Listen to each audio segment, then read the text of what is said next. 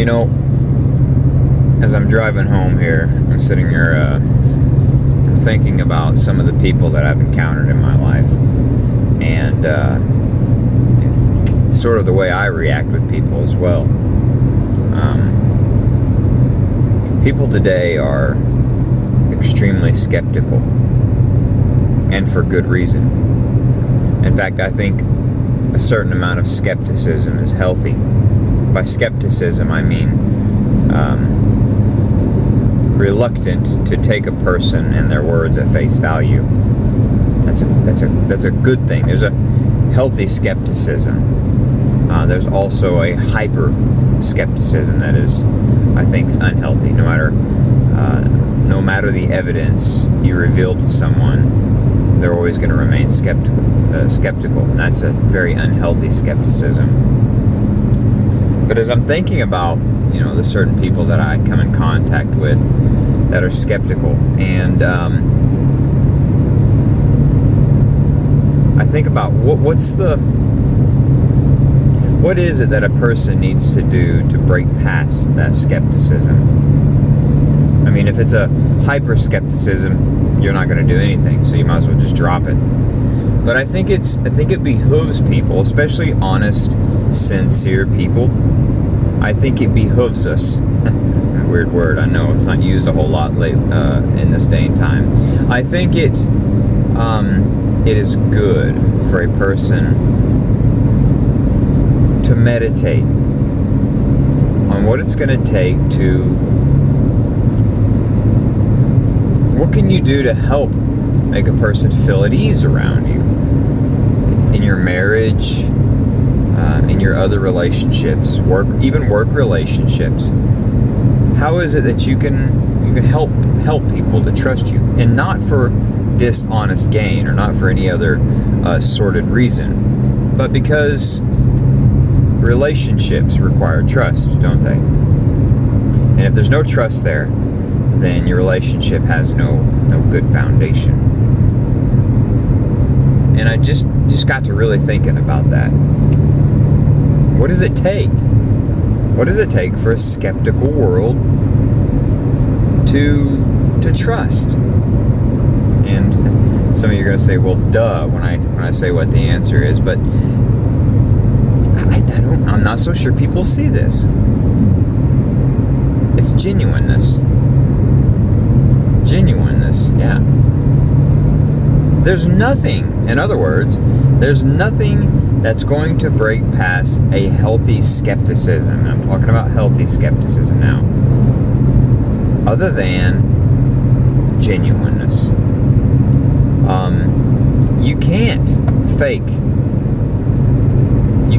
the genuine article. You can't. If a person's got a healthy skepticism, they need to just see a person putting in the work. They need to see a person putting in the work to be honest, sincere, and genuine.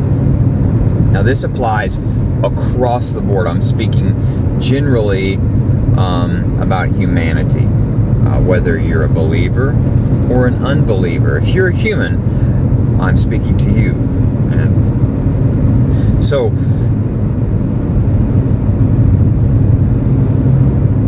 this really applies spiritually. I think a lot of the world has been done wrong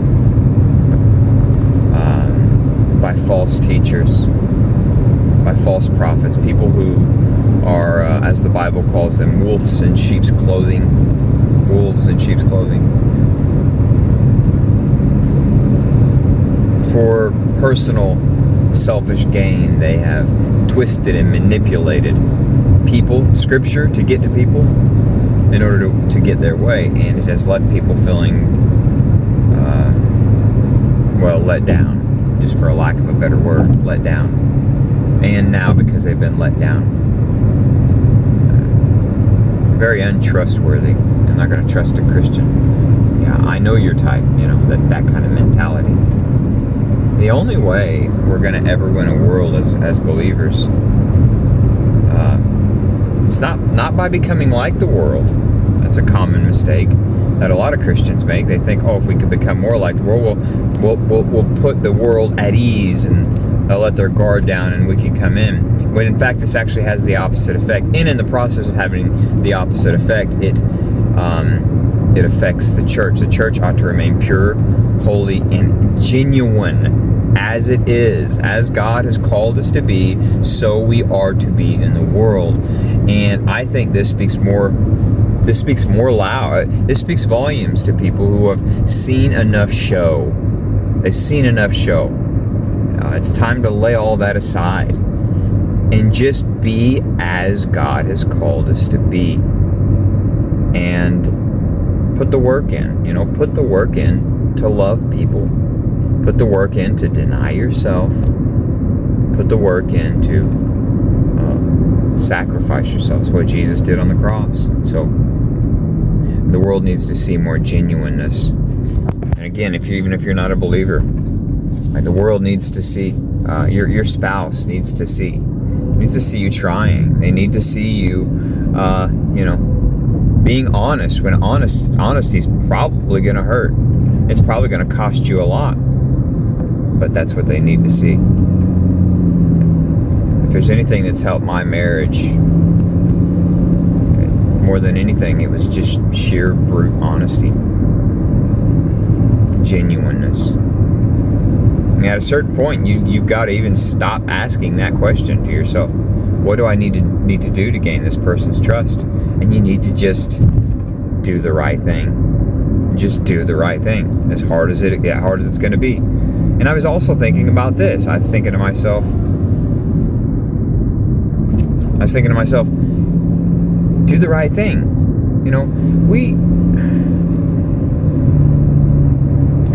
I think we've become too soft as humans. I think we've become too PC as a culture,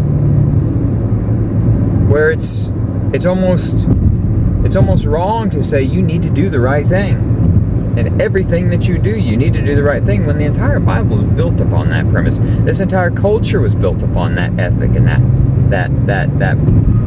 ethic, that moral, do the right thing. And of course, we could get into postmodernism. What is the right thing? I'm not going to get into all that silly nonsense. Anybody's right thing could be any right thing. Like everybody's truth is just the same as another person's truth. There's no objective one. I'm not going to get into all that. Generally speaking, you know what the right thing is. You know what you're supposed to be doing. And because we don't hear that enough, people have become too relaxed in their immorality. We should put it as how it is. That's what the Bible calls it. It's immorality. And we got to do the right thing. And when it comes to a world that has been let down by a church that has been trying to dig their pockets dry or bleed their bank accounts dry, however you want to say it, they've just tried to get everything they could from them, or they're trying to win them through dishonest means, like trying to become like them to, win them, whatever the case may be. What they just need to see a real person. They just need to see a Christian really being a Christian, telling it as it's supposed to be, but in love, understanding that people, they're not where you are. They're not where you are. You need to pull back the reins a little bit and remember where you come from. People, when they see that, I found out in my workplace, people, when they see that, some are going to still remain the same, but others are affected by that. They're impacted. People are just looking for a genuine article, I guess you could say.